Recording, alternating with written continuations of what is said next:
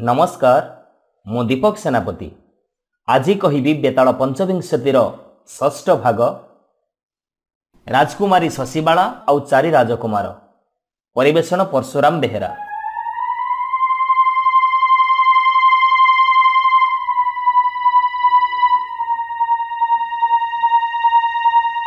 निशा गरजु थाए तुहा को तुहा हेमाल पवन सांग को आरंभ हो जाए मृदु मृदु वर्षा बणबुदा भितर भासी आसुए रात्रिचर पक्षींकर अस्वाभाविक कुहाट श्वान शृगाल मानकर रड़ी सांग को शुभी जाउथाए अशरीरी मानकर अटहास्य बिजुली आलुअरे दिशी जाउथाए भयानक मुहटी मान मात्र राजा विक्रमादित्य एथिरे तिले मात्र विचलित न होई पुनर्बार से प्राचीन शीर्ष वृक्ष निकट को अग्रसर हेले।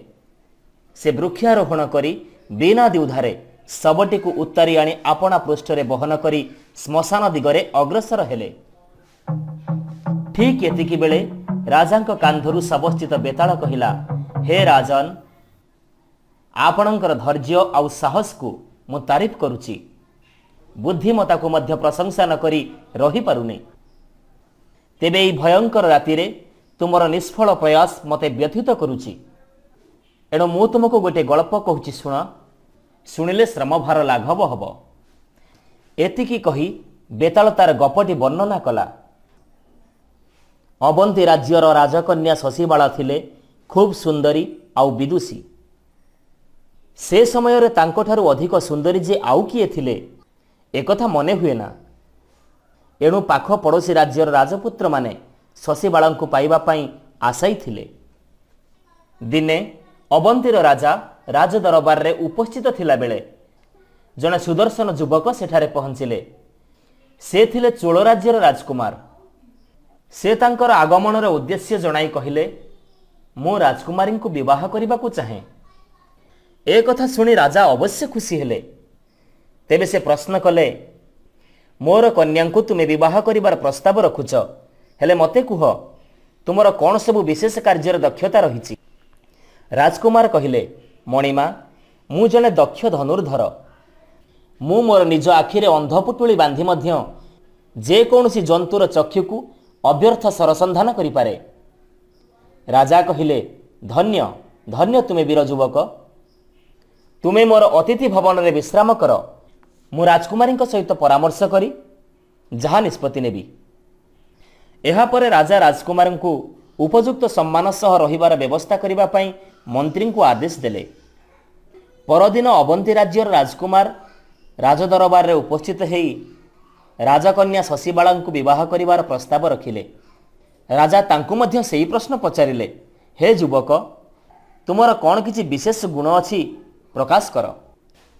राजकुमार कहिले, मु आश्चर्य धरणर कपड़ा प्रस्तुत करिपारे, जहार विनिमय रे मु लक्ष लक्ष टंका और सुना मोहर उपार्जन करिथाए। सेगुड़िको मु मो निज पई अल्प किछि रखी अन्य सबको गरीब लोक माननकु बांटी दिए। राजा तांकु मध्य धन्यवाद देई अतिथि भवन रे रहिबार व्यवस्था करिदेले। तापर दिन आउ जणे राजकुमार आसी पहुंचिले अवंती राजदरबार रे। से मध्य शशिकला को विवाह करिबा पई आशाई थिले। राजा तांकु सेही प्रश्न करिथिले। राजकुमार कहिले, मु जणे विद्वान, वेद उपनिषद आदि समग्र ग्रंथ समूह मोर जिह्वाग्र रे। राजा तांकु मध्य धन्यवाद देई अतिथिशाला रे रहिबाकु व्यवस्था करिदेले। तापरे चतुर्थ दिन रे आसी पहुंचिले चेदी राज्यर राजकुमार। से राजकन्या को विवाह प्रस्ताव देले। राजा तांकु मध्य सेही प्रश्न पचारिबारु राजकुमार जनक कहिले, मु पशुपक्षी मानकर भाषा बुझिबारे अभिज्ञ। राजा तांकु मध्य अतिथि भवन रे रहिबार व्यवस्था करिदेले। तेबे वर्तमान समस्या होई उठिला जटिल, किए हब राजकन्यांकर उपयुक्त पात्र। जदिओ राजाराणी योग्य पात्रटी को मनोनयन कर सारिथिले, तेबे शशिबाला निष्पत्ति को गुरुत्व देबाकू उचित मने कले। एणु परदिन राजा से चारि जन राजकुमार को राज उद्यान को डाकी आनिले। राजकन्या शशिबाला मध्य सेठाकू आसिले।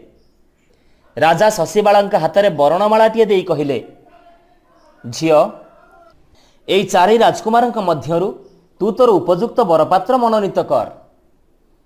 एठी बेताल ତା କଥାରେ ପୂର୍ଣ୍ଣଚ୍ଛେଦ ଆଣି କହିଲା, ହେ ରାଜନ, ଏବେ ମୋତେ କୁହ, ରାଜକୁମାରୀ ଶଶୀବାଳା କାହାକୁ ନିଜର ସ୍ୱାମୀ ଭାବରେ ବରଣ କରିବ? ହେ ରାଜା ବିକ୍ରମ, ମୋ ପ୍ରଶ୍ନର ଉତ୍ତର ଜାଣି ମଧ୍ୟ ଯଦି ତୁମେ ନୀରବ ରହିବ, ତେବେ ତୁମର ମସ୍ତକ ହେବ ଶତଧା ବିଦୀର୍ଣ୍ଣ। ରାଜା ବିକ୍ରମାଦିତ୍ୟ ତତ୍କ୍ଷଣାତ୍ ଉତ୍ତର ଦେଲେ, ଜଣେ ବ୍ୟକ୍ତିର କାର୍ଯ୍ୟଦକ୍ଷତାରୁ ହିଁ ତାର ବଂଶ ପରିଚୟ ପ୍ରାପ୍ତ ହୋଇଥାଏ। ସାଧାରଣତଃ ଜଣେ ରାଜକୁମାରୀର ପସନ୍ଦ ଜଣେ ବୀର ଯୋଦ୍ଧା ପ୍ରତି ହିଁ ରହିଥାଏ। ଏଣୁ ରାଜକୁମାରୀ ଶଶୀବାଳା ନିଶ୍ଚୟ କ୍ଷତ୍ରିୟଙ୍କୁ ହିଁ ନିର୍ବାଚିତ କରିବ। ଏଠାରେ ସେହି ବୀର ଧନୁର୍ଦ୍ଧର ଚୋଳ ରାଜପୁତ୍ର ହିଁ ରାଜକନ୍ୟାଙ୍କର ମନୋନୀତ ପ୍ରାର୍ଥୀ ହେବେ। ଯେଉଁ ରାଜକୁମାର ଅଲୌକିକ କପଡ଼ା ପ୍ରସ୍ତୁତ କରୁଥିଲେ, ସେ ଥିଲେ ଜଣେ ବୈଶ୍ୟ। ଯିଏ ବେଦ ଉପନିଷଦରେ ଅଭିଜ୍ଞ ଥିଲେ, ସେ ଜଣେ ବ୍ରାହ୍ମଣ ଥିଲେ। ଆଉ ଯିଏ ପଶୁପକ୍ଷୀମାନଙ୍କର ଭାଷାକୁ ବୁଝିପାରୁଥିଲେ, ସେ ଥିଲେ ଜଣେ ଶୂଦ୍ର ରାଜକୁମାର। ଧନ୍ୟ ଧନ୍ୟ ତୁମେ ରାଜା ବିକ୍ରମାଦିତ୍ୟ, ତୁମର ଦୂରଦର୍ଶିତା ପ୍ରଶଂସନୀୟ। ମାତ୍ର ରାଜନ, ସର୍ତ୍ତ ଅନୁସାରେ ତୁମର ମୌନଭଙ୍ଗ ହୋଇଥିବାରୁ ମୁଁ ଏବେ ଫେରିଯିବାକୁ ବାଧ୍ୟ ହେଉଛି। ଏତିକି କହି ରାଜାଙ୍କ କାନ୍ଧରୁ ଶବ ଓ ଶବସ୍ଥିତ ବେତାଳ ଖସିଯାଇ ପୁନର୍ବାର ବୃକ୍ଷ ଡାଳରେ ଝୁଲି ପଡ଼ିଲା। ରାଜା ବିକ୍ରମ ବେତାଳର ଅନୁଧାବନ କଲେ। ଆଜିର ବିକ୍ରମ ବେତାଳ ଏଉଠୁ ସରିଲା। ଆଗାମୀ ଅଧ୍ୟାୟ ନେଇ ଆମେ ଆପଣମାନଙ୍କ ପାଖକୁ ପୁଣି ଥରେ ଆସିବୁ। ସେତେବେଳେ ଯାଇ ଆମକୁ ବିଦାୟ ଦିଅନ୍ତୁ। ନମସ୍କାର।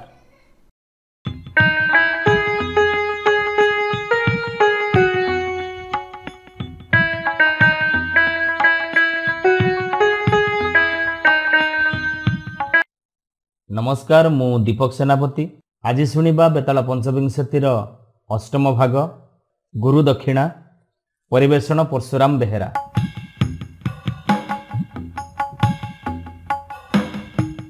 ନିଶା ଗରଜୁଥାଏ, ତୁହାକୁ ତୁହା ହେମାଳ ପବନ ସାଙ୍ଗକୁ ଆରମ୍ଭ ହୋଇଯାଇଥାଏ ମୃଦୁ ମୃଦୁ ବର୍ଷା। ବଣବୁଦା ଭିତରୁ ଭାସି ଆସୁଥାଏ ରାତ୍ରିଚର ପକ୍ଷୀମାନଙ୍କର ଅସ୍ୱାଭାବିକ କୁହାଟ।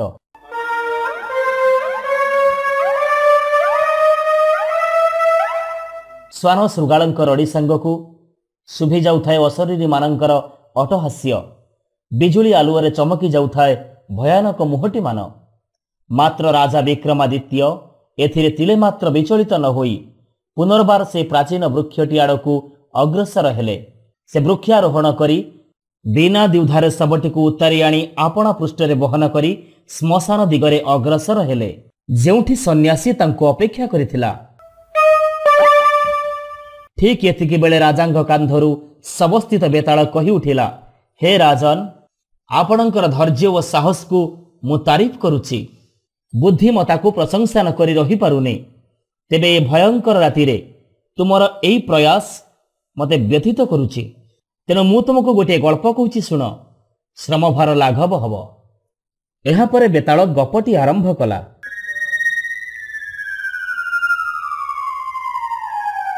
ଗୋଟିଏ ରାଜ୍ୟରେ ଜଣେ ରାଜା ଥାନ୍ତି। ତାଙ୍କର ଥିଲା ଗୋଟିଏ ବୋଲି ପୁତ୍ର ସନ୍ତାନ। ସେ ସେହି ପୁଅଟି ଉପରେ ଖୁବ୍ ଯତ୍ନଶୀଳ ଥିଲେ। ଏଣୁ ସେ ତାକୁ ଉଚ୍ଚଶିକ୍ଷା ଦେଇ ଜଣେ ସଫଳ ବ୍ୟକ୍ତିତ୍ୱ ତଥା ଆସନ୍ତାକାଲିର ରାଜା ରୂପେ ଗଢ଼ି ତୋଳିବାକୁ ଇଚ୍ଛା କରୁଥିଲେ। ରାଜପୁତ୍ରଙ୍କର ଶିକ୍ଷା ଗ୍ରହଣ କରିବାର ବୟସ ଉପସ୍ଥିତ ହେବାରୁ ରାଜା ଜଣେ ଉପଯୁକ୍ତ ଗୁରୁଙ୍କ ସନ୍ଧାନରେ ଲାଗି ପଡ଼ିଲେ। ସେ ତାଙ୍କର ଅମାତ୍ୟମାନଙ୍କ ଠାରୁ ଜାଣିଲେ, ରାଜଧାନୀର ଅନତି ଦୂରରେ ଥିବା ବନସ୍ତରେ ଜଣେ ସାଧୁଙ୍କର ଆଶ୍ରମ ରହିଛି। ସେ କେତେକ ଛାତ୍ର ଗ୍ରହଣ କରି ଶିକ୍ଷାଦାନ କରୁଛନ୍ତି। ସେ ଜଣେ ଉତ୍ତମ ଶିକ୍ଷକ ବୋଲି ସମସ୍ତେ ପ୍ରଶଂସା କରୁଛନ୍ତି। ତେଣୁ ରାଜା ଦିନେ ରାଜପୁତ୍ରଙ୍କୁ ସାଙ୍ଗରେ ଧରି ବନସ୍ଥ ଭିତରେ ଥିବା ସାଧୁଙ୍କ ଆଶ୍ରମରେ ପହଞ୍ଚିଲେ। ସେ ସାଧୁଙ୍କୁ ତାଙ୍କର ପୁତ୍ରଙ୍କୁ ଶିଷ୍ୟ ରୂପେ ଗ୍ରହଣ କରିବାକୁ କହିଲେ, ଏକ ପ୍ରକାର ଆଦେଶ ଦେଲେ। ତତ୍ସହିତ ସେ ରାଜପୁତ୍ରଙ୍କୁ ସ୍ୱତନ୍ତ୍ର ଭାବେ ଅର୍ଥାତ୍ ରାଜପୁତ୍ର ଭାବେ ଶିକ୍ଷାଦାନ କରିବାକୁ କହିଲେ। ରାଜାଙ୍କର ଏପରି ବ୍ୟବହାରରେ ସାଧୁ ମର୍ମାହତ ହେଲେ। ତାଙ୍କର ସେ ରାଜପୁତ୍ରଙ୍କୁ ଶିଷ୍ୟ ଭାବରେ ଗ୍ରହଣ କଲେ।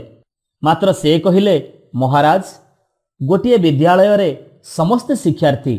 ସମସ୍ତଙ୍କୁ ସମାନ ଭାବରେ ଶିକ୍ଷା ଦେବା ମୋର କର୍ତ୍ତବ୍ୟ।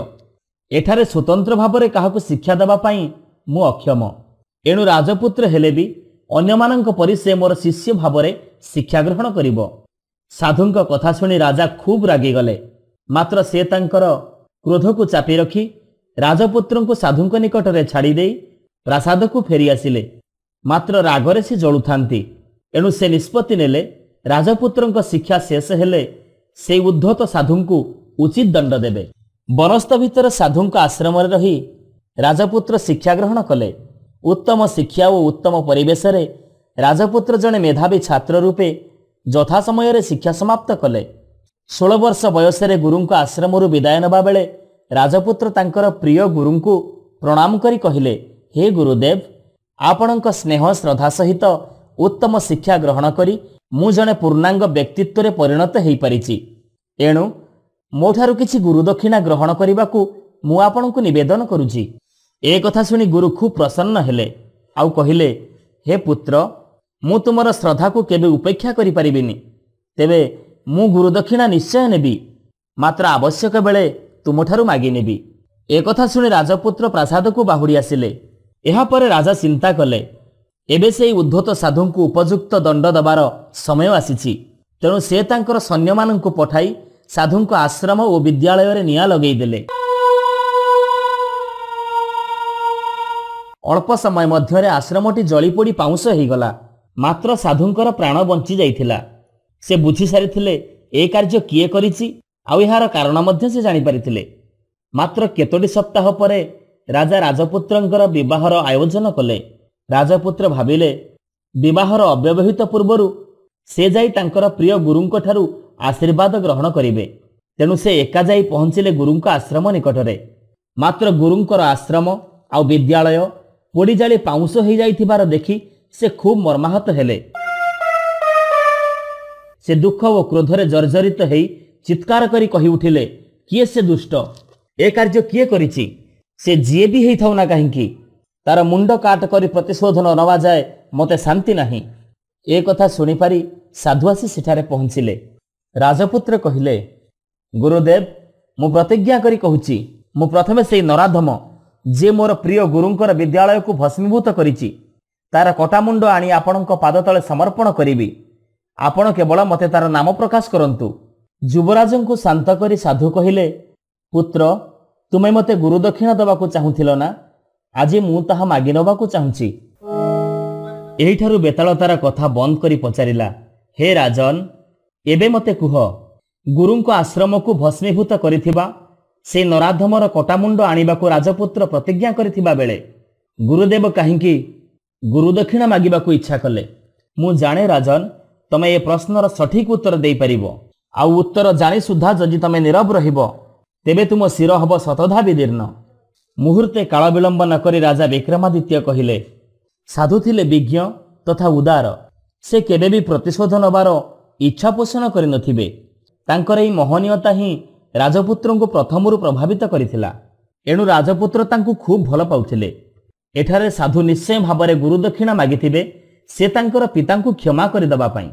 ଯେହେତୁ ରାଜପୁତ୍ର ପ୍ରତିଜ୍ଞା କରିସାରିଥିଲେ ସେ ଯିଏ ହେଇଥାଉ ନା କାହିଁକି ତାଙ୍କ କଟାମୁଣ୍ଡ ଆଣି ଗୁରୁଙ୍କ ପାଦ ତଳେ ସମର୍ପଣ କରିବେ। ଆଉ ଗୁରୁ ମଧ୍ୟ ଜାଣିଥିଲେ ଏ କାର୍ଯ୍ୟ ତାଙ୍କ ପିତା ନିଜେ ହିଁ କରିଛନ୍ତି। ତେଣୁ ତାଙ୍କର ପ୍ରତିଜ୍ଞା ଭଙ୍ଗ କରିବା ନିମନ୍ତେ ଏହି ଗୁରୁଦକ୍ଷିଣା ମାଗିବା ଥିଲା ଗୁରୁଙ୍କ ପାଖରେ ଶେଷ ଉପାୟ। ରାଜାଙ୍କ ଉତ୍ତର ଶୁଣି ବେତାଳ ପାଟି କରି କହି ଉଠିଲା, ଧନ୍ୟ ରାଜା, ଧନ୍ୟ। ତୁମର ବିଜ୍ଞତା ଆଉ ତୁମର ଦୂରଦୃଷ୍ଟି ତୁମକୁ ମହାନ କରିପାରିଛି ରାଜା। ହେଲେ ମୁଁ ଦୁଃଖିତ। ସର୍ତ୍ତ ଅନୁସାରେ ତୁମର ମୌନ ଭଙ୍ଗ ହେଇଥିବାରୁ ମୁଁ ଫେରି ଯାଉଛି ରାଜନ। ଏତିକି କହି ଶବ ଓ ଶବସ୍ଥିତ ବେତାଳ ରାଜାଙ୍କ କାନ୍ଧରୁ ଖସିଯାଇ ପୁଣି ବୃକ୍ଷ ଡାଳରେ ଝୁଲି ପଡ଼ିଲା। ଆଉ ରାଜା ବିକ୍ରମାଦିତ୍ୟ ବେତାଳର ଅନୁଧାବନ କଲେ। ଆଜିର ଏହି ବିକ୍ରମ ବେତାଳ କଥାକୁ ଆମେ ଏଇଠି ରଖୁଛୁ। ପୁଣି ଆଗାମୀ ଅଧ୍ୟାୟରେ ସୁନ୍ଦର କାହାଣୀ ନେଇ ଆପଣମାନଙ୍କ ପାଖରେ ପହଞ୍ଚିବୁ। ସେତେବେଳେ ଯାଇ ଆମକୁ ବିଦାୟ ଦିଅନ୍ତୁ। ନମସ୍କାର।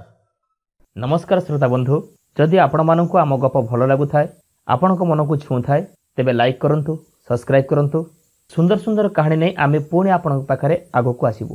ଆପଣ ସବସ୍କ୍ରାଇବ୍ କରିବା ପରେ ବେଲ୍ ଆଇକନ୍କୁ ଦବାଇବା ପାଇଁ କେବେ ବି ଭୁଲିବେନି। ଜୟ ଜଗନ୍ନାଥ।